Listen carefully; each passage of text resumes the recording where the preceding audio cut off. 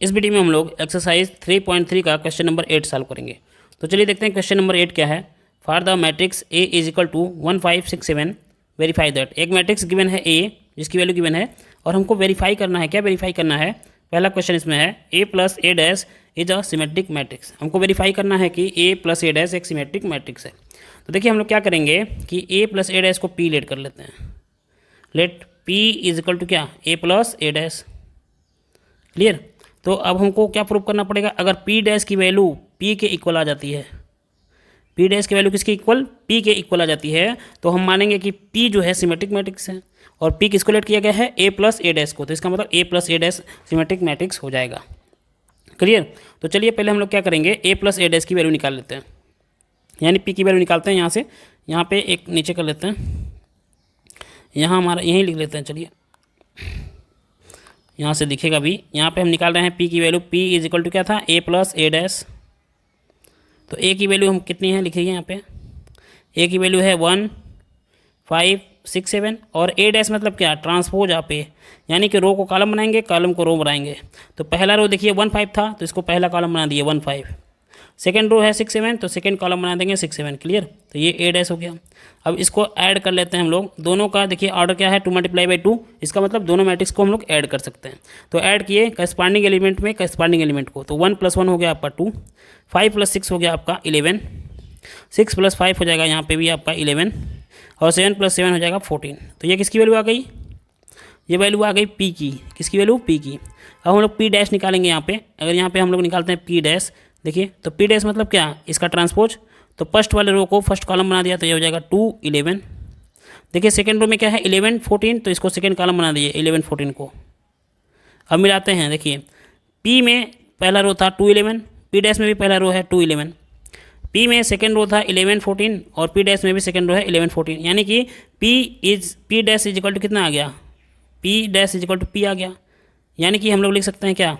समझ में आया? P dash is equal to, यहाँ पे पी लिखना था, P dash is equal to P आ गया। क्लियर। यानी कि ए प्लस ए डैश का होल डैश हमने निकाला, तो क्या आ गया? A plus A dash.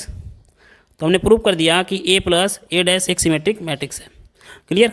अब हमारा दूसरा जो क्वेश्चन है उसको देखते हैं। दूसरा क्वेश्चन जो हमारा गिवन है वो है ए माइनस ए डैश का प्रूव करना है कि स्क्यू सिमेट्रिक मैट्रिक्स है।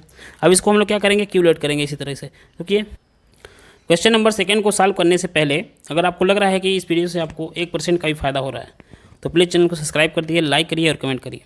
बस 1 सेकेंड का काम है, इसमें किसी को पैसे नहीं देने हैं लाइक करने में, सब्सक्राइब करने में। ठीक है, बस 1 सेकेंड लगेगा। आप लोग चाहें तो लाइक कर सकते हैं, इससे हम लोग को मोटिवेट होते हैं और अच्छी अच्छी वीडियो लाने की कोशिश करते हैं। ठीक है, एक वीडियो बनाने में बहुत समय लगता है, कम से कम 1 घंटा 2 घंटे लग जाते हैं एक वीडियो बनाने में 5 मिनट के। तो आप लोग बस 1 सेकेंड लगेगा लाइक और सब्सक्राइब करने में, प्लीज़ चैनल को सब्सक्राइब कर दीजिए। ठीक है, तो चलिए क्वेश्चन नंबर सेकेंड को सॉल्व करते हैं। तो देखिए क्या दिया है, A minus A dash is a skew symmetric matrix prove करना है हमको। तो हम लोग क्या करेंगे, इसको लेट कर लेंगे क्यू। उसको पी लेट किया तो इसको क्या लेट कर लेना है? क्यू। तो क्यू इज इक्वल टू हो गया ए minus A dash.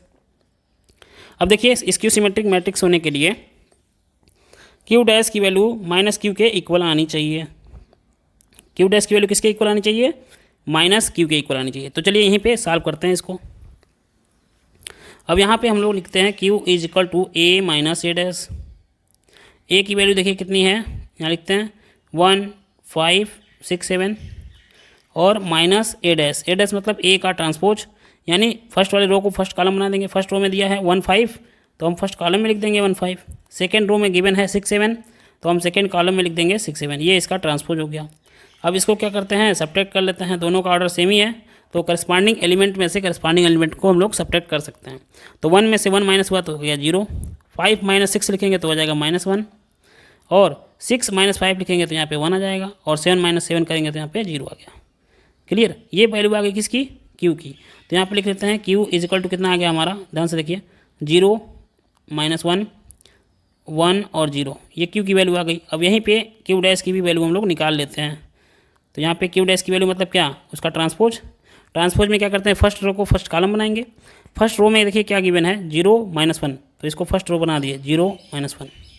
Second row को सेकेंड कॉलम बना लेंगे। सेकेंड रो में गिवन है 1 0, तो यहाँ पे सेकेंड कॉलम में लिख देंगे 1 0। अब यहाँ पे देखिए मैच करते हैं, क्यू के फर्स्ट रो को देखिए 0 और -1 था।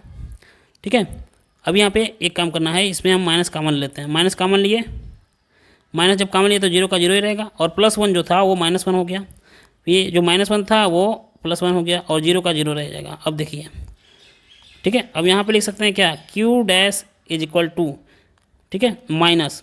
अब इसको देखिए ध्यान से, यहाँ पे जो मैट्रिक्स आया हुआ है देखें तो पहला रो क्या है, 0 -1, और Q में भी पहला रो क्या था, 0 -1। दूसरा रो Q डैश में देखिए यहाँ पे 1 और 0 है, तो Q में भी दूसरा रो क्या था, 1 0। यानी कि जो ये मैट्रिक्स आप लोग देख रहे हैं यहाँ से ध्यान से देखिए, ये Q की वैल्यू है। इसकी जगह पे चाहें तो हम लोग Q लिख सकते हैं, क्लियर। तो हम लोग इसको जगह पे लिख दिया Q। तो देखिए हमने प्रूव कर दिया कि Q dash is equal to -Q, prove कर दिया कि नहीं कर दिया।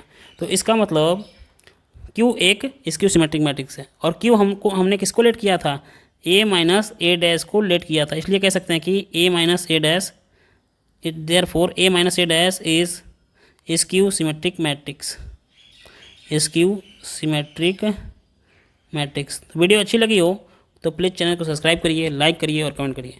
थैंक यू, धन्यवाद।